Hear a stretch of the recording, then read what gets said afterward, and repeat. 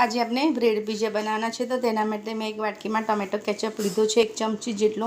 તો આપણે તેમાં થોડું મેયોનેઝ જેટલું 1 ચમચી જેટલો રેડીમેડ પિઝા સોસ એડ કરીશું. અને તીખું ખાવાનું ઈચ્છતા હોય તો 1 ચમચી જેટલો શેઝવાન સોસ એડ કરીશું. બધું આપણે એકદમ સરસ મિક્સ કરી દઈશું.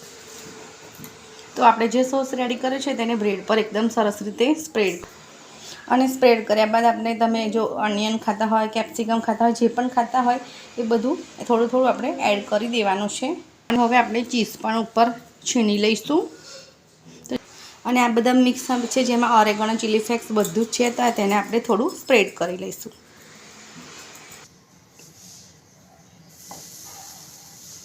તો આવી રીતે નોનસ્ટિકમાં બ્રેડ મૂકીને બટર નીચે મૂકીને અને એને ઢાંકીને 2 મિનિટ માટે. તો જોઈ શકો છો આપણા બ્રેડ પીઝા રેડી છે. તો તમે એને ટમેટો કેચઅપ સાથે ખાઈ શકો છો.